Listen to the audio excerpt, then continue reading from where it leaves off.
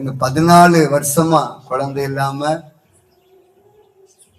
இருந்த சூழ்நிலையை கர்த்தர் அறிந்து அழகான ஒரு ஆண் குழந்தையை கொடுத்து அவருடைய நாமத்தை மகிமைப்படுத்திக் கொண்டார். அல்லேலூயா, அல்லேலூயா. அவங்க எனக்கு தெரிஞ்சு ஒரு 10 வருஷமா ஆண்டவரை தேடி போக ஆரம்பிச்சாங்க. நம்ம ஊர்ல இருக்கிற சபைக்கு வரமாட்டாங்க, நாலுமாவடிக்கு போவாங்க, திருநெல்வேலிக்கு போவாங்க, கலுங்கடிக்கு போவாங்க. இப்படி எல்லா இடத்துக்குமே அவங்க போய்கிட்டே இருந்தாங்க. திடீர்னு எனக்குள்ள ஒரு ஏவுதல் நான் எங்க மைனிகிட்ட சொன்னேன், மைனி நீங்க எங்கெங்கயோ ஏசப்பா நீங்க தேடி போறீங்க, அதெல்லாம் நல்லதுதான். ஆனா நீங்க தைரியமா பைபிளை எடுத்துட்டு நம்ம ஆலயத்திற்கு நீங்க போங்க, நிச்சயமாகவே ஆண்டவர் உங்களுக்கு அற்புதம் செய்வார் அப்படின்னு நான் சொன்னேன். பாருங்க, அந்த வார்த்தைக்கு அப்படியே அவங்க கீழ்ப்படிஞ்சு என்ன பண்ணாங்கன்னா நம்ம ஆலயத்திற்கு தைரியமா வர ஆரம்பிச்சாங்க.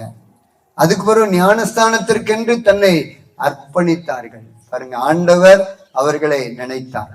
14 வருஷம் குழந்தை இல்லாம ஆண்டவர் அழகான ஒரு ஆண் குழந்தை இன்னைக்கு கொடுத்து ஆண்டவருடைய நாமத்தை மகிமைப்படுத்தி இருக்கிறார். அல்லேலூயா.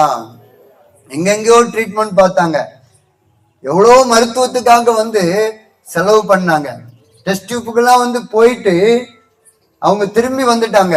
கடைசியில ஒரு முடிவு எடுத்தாங்க, இனி மருத்துவத்திற்கே போவதில்லை அப்படின்னு முடிவு பண்ணி ஏசப்பா தருவார் அப்படின்னு விசுவாசத்தோடு கூட ஆலயத்திற்கு வந்தாங்க. ஆண்டவர் நினைத்தார்.